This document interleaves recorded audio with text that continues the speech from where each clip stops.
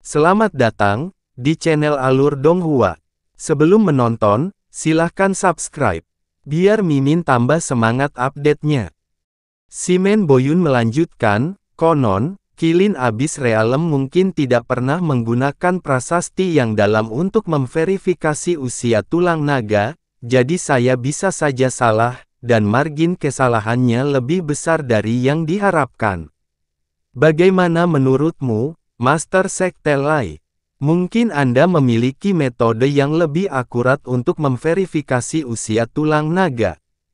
Lai Qianhong bukan Yun Che, jadi tentu saja dia menundukkan kepalanya dan berkata, Sekte Pasir Api dan Aliansi Pemujaan Kilin adalah sekutu dekat, dan saya sendiri sangat terkesan dengan karakter aliansi Master Simen. Saya juga tidak melihat alasan untuk meragukan integritas Tuan Ksatria, jadi saya baik-baik saja dengan hasil ini. Selain itu, satu-satunya orang yang saya curigai melakukan kecurangan adalah Yun Che, bukan aliansi pemujaan Kilin. Karena hasil ini tidak dapat diubah, mengapa tidak mengolok-olok orang lain agar mereka tidak cenderung menjadi musuh Anda?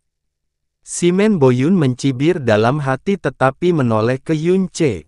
Kalau begitu, giliranmu untuk membuktikan bahwa kamu dan Kekaisaran Helian tidak bersalah, Yun Che. Yun Che mengangkat alisnya dan menghela napas sedikit. Dia bisa membayangkan apa yang akan terjadi selanjutnya dengan lubang hidungnya. Dia melompat ke medan perang dan perlahan-lahan menekankan tangannya ke tulang yang mengukur prasasti dalam dengan ekspresi masam. Garis cahaya layu muncul di tengah tatapan antisipasi dan ekspektasi yang tak terhitung jumlahnya, dan itu melambat setelah baru mencapai angka 30 tahun, dan berhenti total sebelum mencapai angka 60 tahun. Rasanya seperti seseorang menjatuhkan wajan raksasa di atas seluruh wilayah ilahi Kilin. Suasana begitu hening hingga orang bisa mendengar suara jatuhnya pin. Gelombang kejut yang diciptakan Long Ji yang baru saja mereda, dan sekarang gelombang kejut itu kembali dan beberapa kali lebih kuat dari sebelumnya. Bola mata, hati, dan tengkorak yang tak terhitung jumlahnya melotot seolah akan meledak. Dia di bawah 60 tahun. Faktanya, usianya di bawah 50 karena cahaya yang dalam hanya memakan waktu 2/3 dari jangka waktu 60 tahun. Dia bahkan mungkin belum berusia akhir 40-an. Sungguh mengejutkan hingga semua orang pusing dan linglung. Simen Boyun langsung kehilangan kendali atas energinya yang dalam dan hampir jatuh dari langit. Harapan dan ekspektasi Lai Qianhong pupus begitu brutal hingga dia hampir pingsan. Dia akan menghabiskan beberapa detik berikutnya untuk mencoba meyakinkan dirinya sendiri bahwa itu semua hanyalah mimpi. Di bawah 60, bagaimana ini mungkin? Gila bahkan tidak mulai menjelaskannya. Sejumlah besar orang tergagap mengucapkan kata-kata yang persis sama. Helian Lingzu berteriak melalui mulutnya yang tertutup, dan Mo Changying tidak menyadari bahwa dia bergantung pada Kusian untuk meminta dukungan. Puncak Divine Sovereign yang berusia di bawah 60 tahun sudah merupakan pencapaian yang patut dipuji. Seorang guru ilahi tingkat atas yang berusia di bawah 60 tahun. Apakah itu mungkin? Jauh di atas langit, Hua Qingying menatap Yun Che dengan pandangan lama. Saya tidak berpikir dia akan begitu muda. Dia jauh lebih muda daripada adik bungsuku. Hua Caili adalah seorang praktisi mendalam alam kepunahan dewa setengah langkah pada usia muda 17 tahun, jadi dia tidak benar-benar memahami betapa mustahilnya hal ini. Prasasti yang dalam itu pasti rusak karena tidak digunakan dalam waktu lama. Lai Qianhong meraung ke arah kerumunan yang terkejut dan mendorong Lai Zuoyang ke depan. Periksa apakah itu berhasil, Yanger. Lai Qianhong meraung ke arah kerumunan yang terkejut dan mendorong Lai Zuoyang ke depan. Periksa apakah itu berhasil, Yanger. Ketika usia Long Jiang terungkap, mereka meyakinkan diri mereka sendiri bahwa prasasti yang dalam itu tidak akurat karena dia adalah seekor naga. Sekarang, satu-satunya alasan, oh tidak, penjelasan yang dapat mereka pikirkan adalah bahwa prasasti yang dalam telah rusak. Itu benar, prasasti dalam berukuran tulang harus dipatahkan. Itulah sebabnya hal itu menunjukkan bahwa Long Jiang juga baru berusia 90 tahun.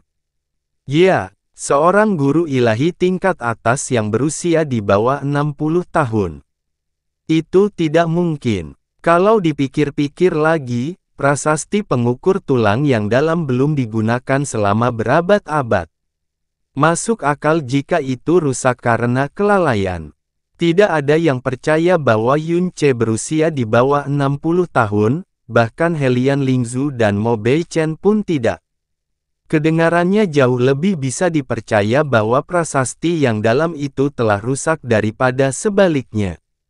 Lue Zuoyang mendarat di samping Yun Ce dan menekankan tangannya ke tulang yang mengukur prasasti yang dalam.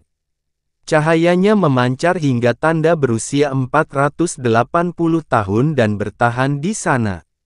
Apa? Lai Zuoyang tercengang. Lai Qianhong benar-benar tidak dapat berbicara selama beberapa detik sampai dia berkata, mustahil. Lai Qianhong terbang dan mendorong putranya menjauh.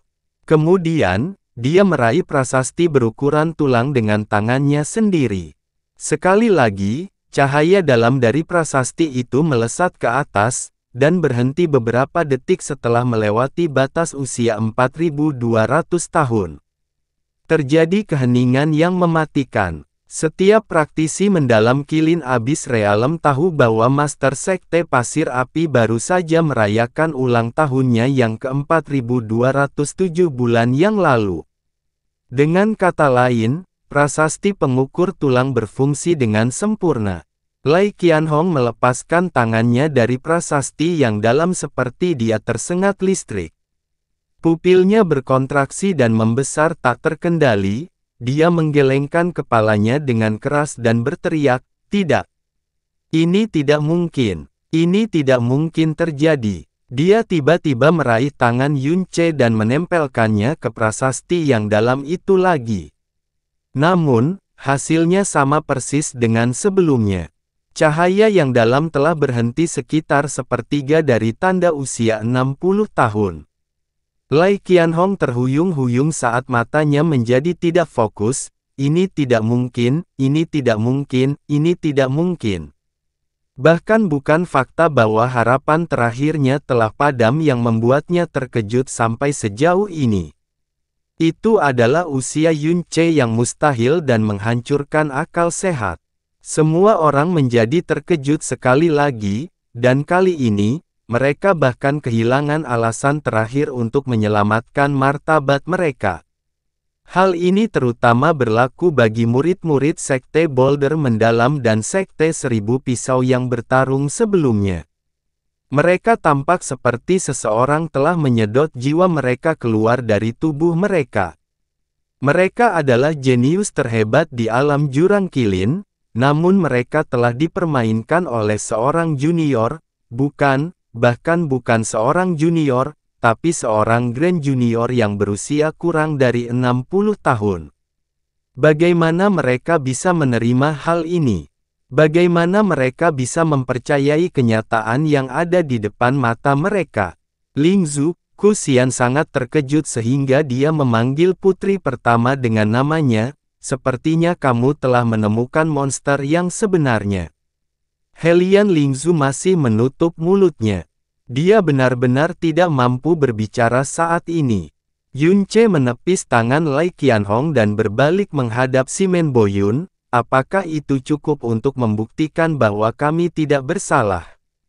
Jika ya, maka Anda harus mengumumkan hasilnya, Tuan Knight. Tentu saja, jika Anda perlu menarik semua orang untuk menguji kemanjuran prasasti yang mendalam ini terlebih dahulu, itu tidak masalah bagi saya. Simen Boyun kembali ke bumi ketika suara Yun Ce menembus telinganya. Baru sekarang dia menyadari betapa dia telah kehilangan ketenangannya. Dia segera menenangkan diri dan menyatakan, menurut prasasti yang dalam, Long Jiang dan Yun Ce berusia 600 tahun. Oleh karena itu, baik aliansi pemujaan Qilin maupun kekaisaran Helian tidak melanggar aturan Raja Neraka. Apakah Anda menerimanya, Master Sekte Lai? Lai Qianhong menutup matanya dan menggelengkan kepalanya tanpa daya. Dia tidak mengatakan sepatah kata pun.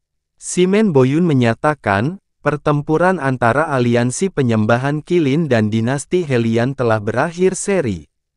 Karena tidak ada runner-up pertama, mereka berdua dapat mengirimkan 350 kandidat ke alam Dewa Qilin. Tidak ada yang bersorak meskipun itu adalah momen yang patut digembirakan. Mereka hanya menatap Yun Ce seolah-olah mereka tidak dapat bangun dari mimpi yang mustahil. Di langit, Hua Qingying menarik persepsi ilahi dan tatapannya dan berkata, pertunjukannya sudah selesai, Caili. Sudah waktunya untuk pergi. Apa? Pergi. Tapi, reaksi pertama Hua Caili adalah penolakan. Dia belum selesai menikmati kejutan-kejutan menyenangkan yang sepertinya tak ada habisnya yang tampaknya diberikan oleh konferensi Qilin Abyss ini. Secara khusus, dia ingin tahu kejutan menyenangkan apa lagi yang akan diberikan oleh pria bernama Yun Ce. Mengontrol rasa ingin tahumu juga merupakan semacam kultivasi. Hua Qingying langsung memahami Hua Caili. Tidak seorang pun boleh memasuki alam Dewa Qilin tanpa izin, dan tempat ini tidak berguna untuk kultivasi Anda. Anda sudah tinggal terlalu lama. Sudah waktunya untuk pergi. Tetapi, tentu saja, ini adalah keputusan yang Anda ambil. Saya hanya memberi Anda saran, jawab Hua Qingying ramah. Faktanya, suaranya sepertinya semakin menjauh. Jelas bahwa saya telah membuat kehadiran saya terlalu jelas akhir-akhir ini. Mulai sekarang, saya tidak akan menanggapi renungan Anda atau memberikan saran apapun lagi. Saya berdoa, semoga Anda tidak menyia-nyiakan cobaan pertama dalam hidup Anda. Hua Caili menjadi serius dan memikirkan saran bibinya dengan hati-hati. Beberapa saat kemudian, dia mengangguk, baiklah. Aku akan menurutimu, Bibi. Kali ini, tidak ada jawaban. Hua Caili menatap medan perang untuk terakhir kalinya sebelum terbang menjauh tanpa ragu-ragu. Dia bersenang-senang berpura-pura menjadi gadis dalam kesusahan sebelum mengungkapkan dirinya sebagai pahlawan, dan dia benar-benar menikmati konferensi Qilin Abyss yang tidak bisa membosankan bahkan untuk 1 menit pun. Nama Yun Ce telah terukir dalam di hatinya. Meski begitu, dia berpikir dia akan segera melupakan kenangan ini seperti semua yang dia alami selama ini. Beberapa pertemuan, keterikatan, cinta dan benci seperti takdir. Mereka tidak dapat melarikan diri. Dan tidak ada yang tahu apakah nasib ini akan berakhir dengan bunga dan pelangi, atau keputusasaan yang luar biasa. Berita bahwa Kekaisaran Helian telah menempati posisi pertama dalam konferensi Jurang Qilin dengan cepat menyebar kembali ke Istana Kekaisaran. Itu adalah berita yang sangat bagus sehingga Helian Jue bangkit dari ranjang kematiannya dan tertawa cukup keras hingga membuat lubang baru di aula istananya. Bahkan belum sepenuhnya diperbaiki. Mengapa dia berpura-pura sakit padahal beritanya bagus? Dia segera menyiapkan kapal, memilih rombongan junior, dan segera berlomba menuju domain ilahi Qilin.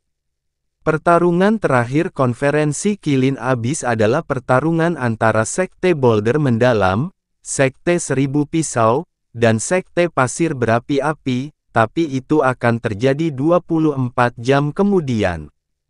Namun semua orang tahu bagaimana ini akan berakhir. Tentu saja Yun Ce tidak tertarik dengan pertarungan mereka. Begitu dia meninggalkan medan perang, dia menemukan kesempatan untuk menarik Helian Lingzu pergi untuk mengobrol dengan tenang. Naga-naga itu tetap kuat seperti sebelumnya, desah Yunce. Long Jiang itu sangat tidak normal bahkan untuk seorang dragon. Langkah kaki dan suaranya berhenti di sana. Dia kemudian memegangi kepalanya dengan ekspresi menyakitkan. Apakah kamu baik-baik saja? Apakah kamu terluka saat pertarungan? Helian Lingzu bertanya dengan cemas. Dia tanpa sadar mencoba menyentuh dahi Yunce, tapi Yunce secara alami menegakkan dirinya dan menghindari sentuhannya. Dia menjelaskan dengan suara yang menghibur, tentu saja tidak. Tampaknya cedera bulan lalu tidak hanya merusak ingatanku. Saya yakin hal ini juga akan merusak pengetahuan saya. Untuk beberapa alasan, aku tidak dapat mengingat apapun tentang naga atau binatang buas. Tidak apa-apa, Helian Lingzu menghiburnya, melihat betapa cepatnya kamu pulih dari cedera fisikmu, aku yakin jiwamu juga akan meningkat secara bertahap. Ya, tentu saja. Yunce mengangguk dan berkata, baru saja, aku samar-samar ingat bahwa semua binatang kecuali naga sudah punah. Tentu saja, jawab Helian Lingzu, setiap binatang kecuali naga dan kilin terakhir telah menyerah pada debu jurang dan berubah menjadi binatang neraka. Itu benar, binatang buas neraka. Yunce sengaja memperlambat pidatonya dan mengerutkan alisnya.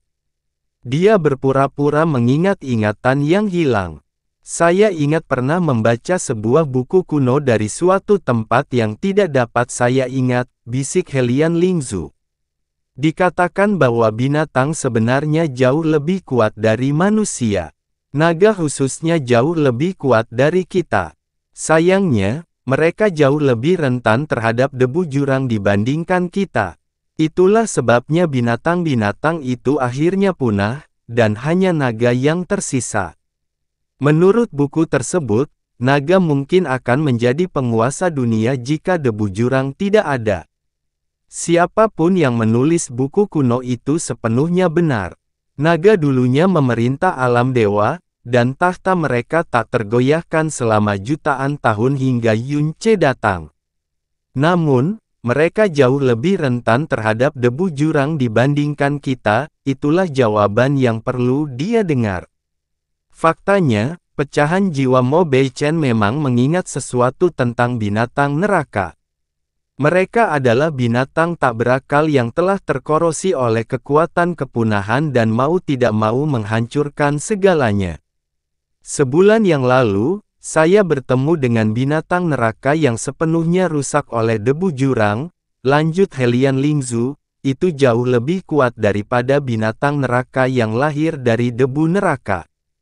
Jika kakak ke-9 tidak muncul, saya mungkin. Ada ketakutan dalam suaranya, tapi dia dengan cepat menatap Yunce dan berseri-seri. Tetap saja, aku tidak akan bertemu denganmu jika aku tidak menyelinap ke dalam kabut tak berujung saat itu. Itu jelas merupakan keputusan terbaik yang pernah saya buat dalam hidup saya. Cara dia memandangnya, seperti dia sedang menyembah dewa. Yunce tersenyum, tapi dia benar-benar menghafal informasi penting lainnya. Tampaknya abaisal bis yang berkeliaran di laut kabut dapat dibagi menjadi dua jenis. Salah satunya adalah binatang purba yang menyerah pada kerusakannya, dan satu lagi, lahir dari debu jurang. Apakah kamu pernah memasuki kabut yang tak berujung? Helian Lingzu tiba-tiba teringat bahwa Yunce menderita amnesia dan meminta maaf, aku lupa.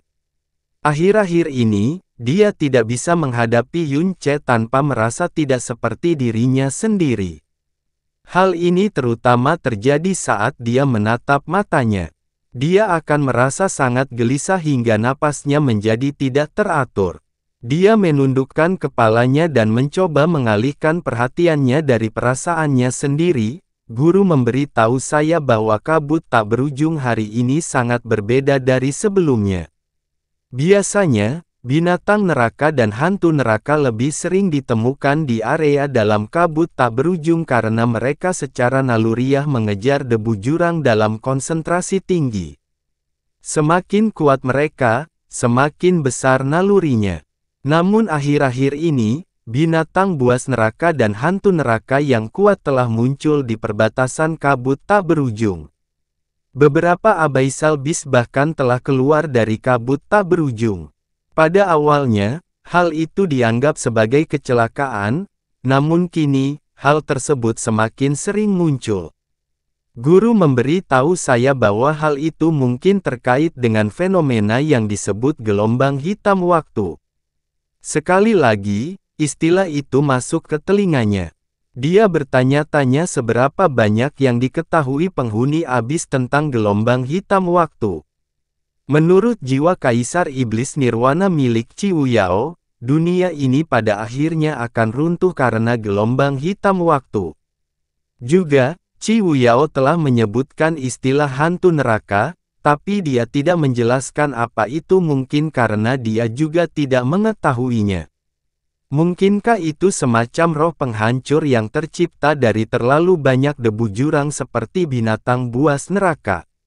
Yunce baru saja hendak menanyakan hal ini kepada Helian Lingzu ketika aura perahu yang dalam mendekat. Helian Lingzu memerah karena malu.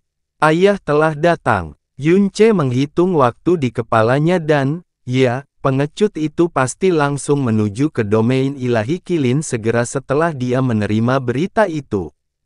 Sebelumnya, pria itu berpura-pura mati padahal dia hampir sembuh total. Sekarang tiba waktunya untuk memetik hasil kerja orang lain, dia bahkan tidak mau menunggu lebih lama lagi. Yunce telah menyaksikan perilaku tercela Helian Jue, tapi Helian Lingzu tetap merasa malu atas nama ayahnya. Ketika Helian Jue merasakan aura Helian Lingzu, dia segera melompat dari perahu yang dalam dan mendarat di sampingnya. Dia kemudian tertawa keras dan nyaring, hahaha. Seperti yang diharapkan dari keponakan Yun dan putriku. Hahaha. Ayah, apa kabarmu? Helian Lingzu bahkan tidak bisa menyelesaikan sapaannya sebelum Helian Jue melangkah maju dan meraih bahu Yunce. Ingat hari ketika kamu memintaku menjadikan Lingzu sebagai pemimpin konferensi Qilin Abyss tahun ini. Orang lain pasti akan langsung menolakmu, tapi tidak. Aku menyadari bahwa kamu adalah naga dari dunia luar, dan kamu akan selalu memenuhi apapun yang ingin kamu lakukan. Itu sebabnya saya memutuskan untuk menunjuk Anda dan Lingzu untuk mengambil alih masa depan Helian. Itu tidak ada hubungannya dengan kenyataan bahwa hidupku dipertaruhkan. Yunce, haruskah aku berterima kasih atas kepercayaan dan mata tajammu? Dan tahukah kamu tidak mengecewakanku. Helian Jue menjadi semakin bersemangat saat dia berbicara. Sakit. Dia memerah karena kesehatannya. Yunce hampir berharap dia melakukan pekerjaan yang buruk dalam merawatnya. Aku bahkan tidak tahu bagaimana harus berterima kasih untuk ini. Di masa lalu, Kekaisaran Helian hanya dapat memasukkan 100 kandidat ke alam Dewa Qilin, karena mereka terus mendapatkan tempat terakhir. Namun kali ini, mereka dapat memasukkan 350 orang. Ini tidak akan mengembalikan Kekaisaran Helian ke kejayaannya dalam semalam, tapi setidaknya segalanya akan jauh lebih baik dari sebelumnya. Ketika tahun depan tiba, mereka tidak akan putus asa seperti sekarang. Yang benar-benar menyemangati Helian Jue adalah dia akhirnya berhasil membusungkan dadanya satu kali setelah menjadi kaisar. Sampai pada titik di mana sikapnya telah mengalami perubahan 180 derajat. Yunce adalah orang yang sendirian menghancurkan murid-murid jenius dari Sekte Boulder Mendalam dan Sekte Seribu Pisau, menghadapi Abyssal Knight dan memaksanya untuk menamparkan Master Sekte Boulder Mendalam sebagai hukuman, dan seorang guru ilahi tingkat atas yang berada di bawah 60 tahun. Mengatakan bahwa Helian Jue tercengang adalah pernyataan yang meremehkan. Menggabungkan prestasi ini dengan semua yang telah dilakukan Yun Che sebelumnya, Helian Jue bisa menjadi 10 kali lebih bodoh dari dia sekarang, dan dia masih tidak bisa melewatkan fakta bahwa Yun Che berasal dari latar belakang yang bahkan lebih hebat dari yang dia bayangkan. Tentu saja, keterkejutannya berubah menjadi kegembiraan yang tak terbayangkan setelah dia memikirkan semuanya. Itu karena Yun Che memilih untuk tetap berada di sisi Helian Lingzhu dan bahkan berjuang demi kekaisaran Helian, yang berarti hubungan mereka jauh lebih dekat daripada yang dia kira. Siapa tahu, mereka mungkin. Bagaimanapun, jika Yun Che terus tinggal bersama keluarga kekaisaran, atau jika dia memperkenalkan mereka kepada faksi kuat di belakangnya, mereka tidak perlu takut lagi dengan aliansi pemujaan Qilin. Itu sebabnya dia bertindak sangat bersemangat. Rasanya seperti ayahnya yang sudah lama meninggal hidup kembali. Yun Che berkata dengan acuh tak acuh, alasan aku ikut serta dalam konferensi jurang Qilin ini adalah untuk mengunjungi alam dewa Qilin yang legendaris, dan untuk membalas kebaikan putri pertama. Itu semuanya. Saya mengerti. Saya sepenuhnya mengerti. Helian Jue berkata sambil tersenyum bahagia, mulai sekarang, perlakukan kekaisaran Helian sebagai rumahmu sendiri, keponakan Yun. Tidak ada tempat di halaman kami yang tidak menyambut Anda. Jika Anda ingin mengunjungi Lingzhu atau membawanya ke suatu tempat suatu saat, Anda juga bebas melakukannya. Yun Che terdiam. Ayah, apa yang kamu katakan? Helian Lingzhu berseru dengan suara panik. Hahaha. Helian Jue tertawa terbahak-bahak lagi dan memberi isyarat kepada Helian Lingzhu ke sisinya, ikutlah denganku, Lingzhu. Ada yang ingin kukatakan padamu. Ya, ayah. Helian Lingzhu menatap Yun Che dengan tatapan meminta maaf dan bersiap untuk pergi bersama Helian Jue. Pada saat itulah suara Helian Linglang terdengar di udara. Ayah. Helian Jue bahkan tidak melihat ke arah putra mahkota. Dia hanya mendorong telapak tangannya keluar dan mendorong Helian Linglang ke tanah. Aku tidak punya anak sepertimu. Pergi dari hadapanku. Semakin jauh semakin baik. Kaisar mengeluarkan suara keras ham dan pergi begitu saja. Helian Linglang bisa merasakan betapa marah dan kecewanya ayahnya terhadap dirinya. Dia sangat ketakutan sehingga dia hanya berlutut di sana dan menyaksikan Helian Jue dan Helian Lingzhu perlahan menghilang di kejauhan. Ketika dia akhirnya merasakan kehadiran Yun Che, dia dengan canggung berdiri dan berjalan ke arahnya. Kemudian, dia berkata dengan patuh, Tuan Muda Yun, saya minta maaf karena tidak mengakui kekuatan Anda sebelumnya. Saya harap Anda memaafkan saya atas pelanggaran saya sebelumnya, meskipun hanya untuk Lingzhu. Di masa depan, Anda dapat menyuruh saya berkeliling sesuka Anda. Saya berjanji tidak akan pernah mempertanyakan keputusan Anda.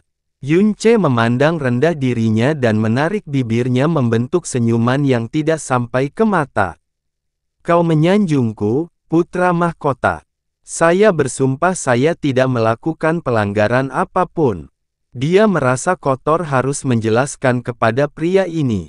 Seolah-olah dia akan tersinggung oleh setitik debu yang begitu hina.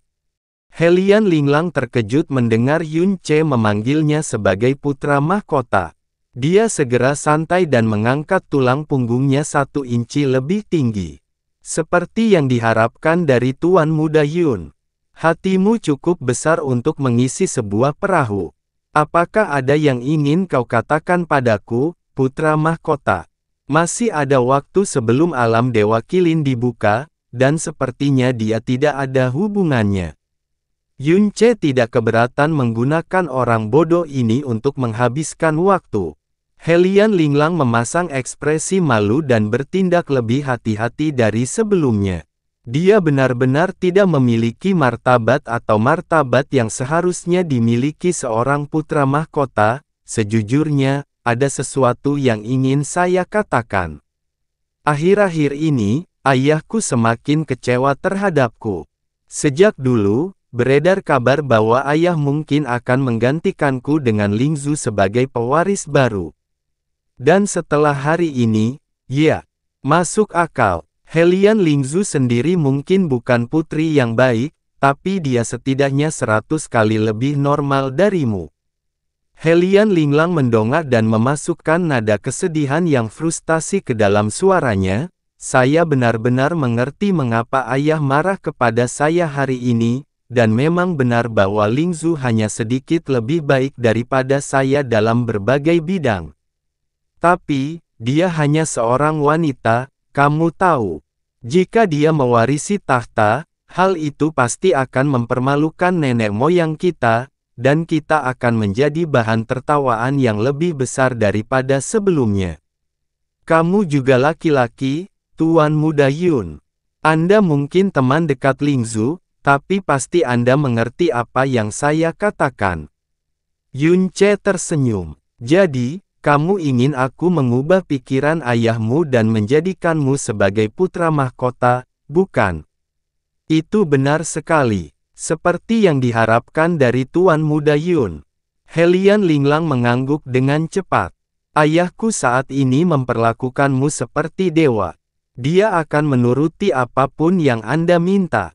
Jika kamu bisa meyakinkan ayah untuk berhenti marah padaku, dan membuatnya berhenti memikirkan, pikiran menyimpang seperti itu, maka aku, Helian Linglang, akan berhutang budi padamu yang akan bertahan seumur hidup. Sebagai permulaan, aku bersumpah akan memberimu Lingzu atau siapapun di Helian yang kamu sukai ketika aku menjadi kaisar di masa depan. Sama seperti banyak orang di keluarga kekaisaran, mereka semua mengira Yun Ce melayani kekaisaran Helian karena Helian Lingzu. Aku bisa melihat ketulusanmu, putra mahkota, kata Yun Ce tetapi tiba-tiba mengubah nada bicaranya, tetapi kamu tidak perlu datang kepadaku untuk menyelesaikan masalahmu. Menurut pendapat saya, Anda sudah memiliki kekuatan untuk menyelesaikan masalah Anda sendiri. Saya dengan rendah hati meminta bimbingan Anda, Tuan Muda Yun. Itu mudah. Tahukah kamu mengapa hidupmu penuh dengan kesulitan, putra mahkota? Yun Ce menyatakan dengan suara tinggi dan perkasa, itu karena namamu buruk. Namaku. Helian Linglang tampak sangat bingung. Yun Ce menjelaskan perlahan, namamu Linglang, dan kedua karakter tersebut memiliki karakter raja di dalamnya. Seperti yang kau tahu, hanya ada satu raja bukit, jadi tentu saja kau pasti tersandung kemana-mana, apapun yang kau coba. Helian Linglang merenungkannya sejenak sebelum menyuarakan keraguannya, tetapi Lingzu juga memiliki dua raja dalam namanya. Kamu sendiri yang mengatakannya, bukan? Lingzu adalah seorang wanita, dan dia tidak bisa menjadi raja. Dia hanya bisa menjadi permaisuri. Yun Ce menyatakan dengan sangat yakin, dia adalah seorang permaisuri dengan dua raja di sisinya. Tidak bisakah kamu melihat betapa beruntungnya namanya? Itu sebabnya dia selalu bisa menghilangkan rintangan di jalannya dan menarik keberuntungan dan kekayaan untuk dirinya sendiri. Helian Linglang sangat tersentuh dengan penjelasan ini. Mo Changying, jenius terhebat di Istana Surgawi Helian, memiliki kesetiaan yang tak tergoyahkan kepada Helian Lingzu. Sekarang, dia dilindungi oleh Yun Ce juga, mereka adalah dua raja atas namanya, bukan? Namanya sendiri adalah kutukan bagi keberadaannya, sementara saudara perempuannya memberkatinya dengan dua raja, tidak heran. Yun Ce tidak hanya berbakat, dia bahkan tidak takut pada Abyssal Knight. Secara logika, pengetahuannya pasti jauh lebih hebat daripada alam kilin abis juga.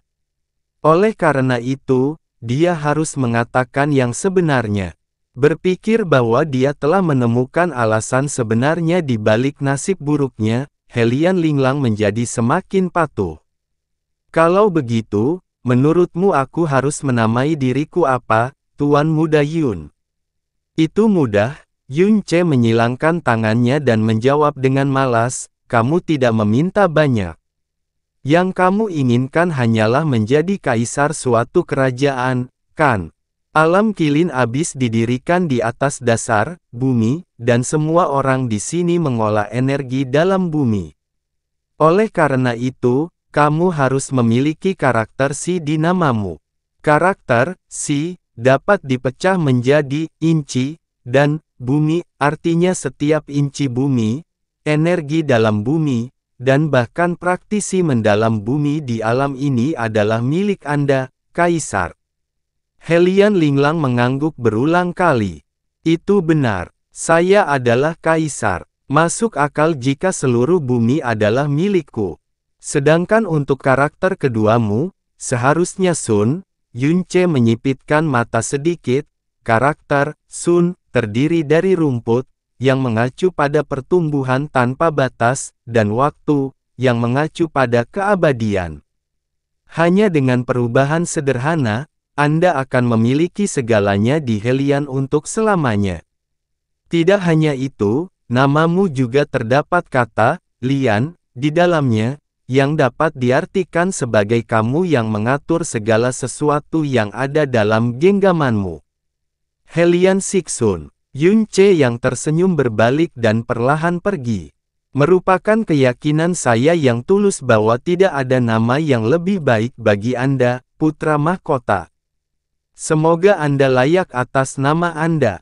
Helian Linglang tidak pergi bahkan setelah Yun Ce menghilang dari pandangannya. Dia terus mengulangi kata-kata, Helian Siksun, Helian Siksun. Matanya meledak kegirangan, bumi, pertumbuhan tak terbatas, waktu, semuanya ada dalam genggamanku. Dia benar, namaku adalah alasan mengapa aku berada dalam situasi ini. Itu semua salah ibu karena memberiku nama ini. Hah, hahaha. Pada saat itulah tawa dingin muncul di belakang punggungnya. Ketika dia berbalik untuk melihat siapa orang itu, wajahnya menjadi gelap. Apa yang kamu tertawakan, Mo Changying? Tidak apa, saya percaya yang terbaik adalah Anda tetap tidak mengetahui hal ini, Yang Mulia. Mo Changying menarik senyumnya dan bersiap untuk pergi. Beraninya kamu, aku perhatikan kamu semakin melupakan dirimu sendiri, Mo Changying. Helian Linglang berkata dengan dingin. Yun Ce layak untuk berlutut, tapi Mo Changying. Siapa yang memberinya hak untuk bertindak seperti ini di hadapan putra mahkotanya? Mo Changying menghentikan langkahnya dan menjawab, jika Anda benar-benar ingin tahu, tentu saja saya akan memberitahu Anda, Yang Mulia. Jika Anda menghilangkan benih dari karakter Sun, dan menempatkan manusia radikal di sebelah karakter Si, maka Anda akan mendapatkan kata Gousi alias kotoran anjing. Dengan kata lain, dia menyebutmu bajingan tanpa bola yang hanya berpura-pura menjadi manusia.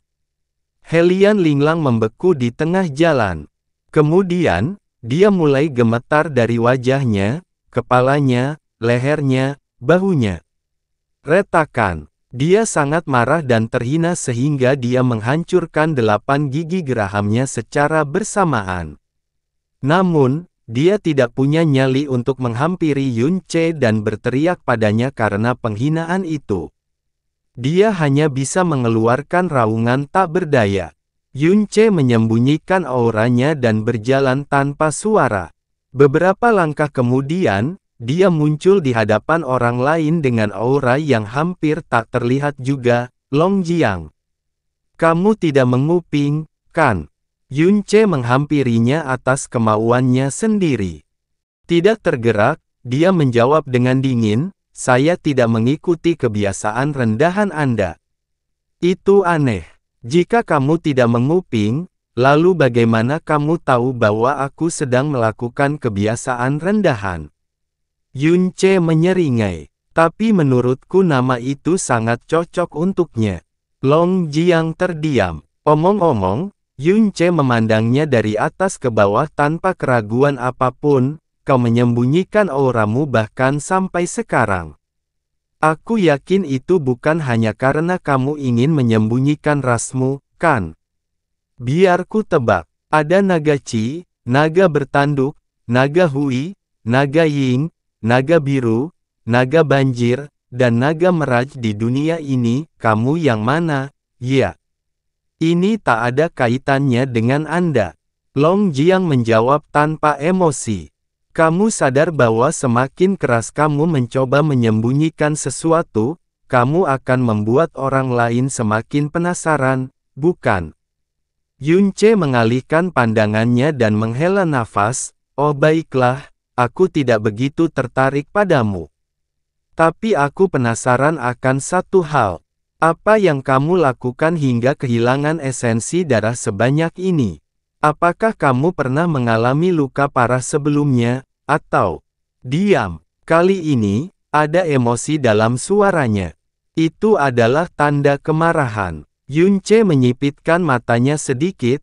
Terluka adalah satu hal, dan kehilangan esensi darahmu adalah satu hal. Paling-paling, Anda akan kehilangan bakat dan umur Anda, dan maju secara perlahan melalui kultivasi. Paling buruk, pergi dari hadapanku. Long Jiang memotongnya dengan kasar dan berbalik. Dekati aku lagi, dan aku akan membunuhmu. Yun Ce berhenti bicara, tapi dia juga tidak segera pergi. Ketika dia hampir hilang dari pandangannya, dia tiba-tiba berkata, kamu adalah naga leluhur. Siluet putih keabu-abuan membeku sesaat sebelum menghilang dari pandangan Yun Ce. Darah Dewa Naga kuno pasti mengalir di pembuluh darahmu, dan kemurniannya, tidak jauh di belakang bahkan yang disebut naga leluhur, cek-cek. Mo Bei Chen menggumamkan ini saat dia mencekiknya. Inilah alasan sebenarnya dia penasaran dengan alasan Long Jiang harus memasuki alam Dewa Kilin. Bukan barang yang dia cari yang membuatnya khawatir. Ada kemungkinan bahwa pencariannya akan mempengaruhi rencananya dengan cara yang tidak dia duga. Awalnya, dia hanya yakin 70% bahwa benih dewa jahat yang terakhir ada pada dirinya. Namun setelah mengetahui nasib binatang buas itu dari Helian Lingzu, kepastian itu meningkat hingga hampir 100%. Lupakan mencari benih dewa jahat, tak seorang pun di dunia ini yang mengetahui keberadaannya. Itulah mengapa dia yakin bahwa pengejaran Long Jiang berbeda dari pengejarannya. Alasan dia menyelidiki Long Jiang berulang kali adalah karena dia khawatir Kilin terakhir juga memiliki keinginan Long Jiang. Alam Dewa Kilin memiliki jumlah elemen tanah terkaya di seluruh jurang maut. Itu juga merupakan tempat lahirnya harta karun berbasis bumi yang tak terhitung jumlahnya. Namun, Long Jiang tidak mungkin mencari harta karun itu. Oleh karena itu, tujuannya hanya menjadi Kilin terakhir. Kuharap dia tidak menimbulkan terlalu banyak masalah. Yun Ce menghibur dirinya sendiri. Dengan ini, dia melebarkan pendengarannya dan menguping pembicaraan Helian Jue dan Helian Lingzu. Lingzu, ini bukan hanya tentang hidupmu. Ini juga tentang masa depan seluruh Helian. Tidak peduli apa yang kamu lakukan, kamu harus menjaga Yun Ce bersama kami. Bahkan jika itu tidak bisa dilakukan, setidaknya kamu harus mengandung anaknya. Ayah, Tuan Muda Yun Ce dan aku.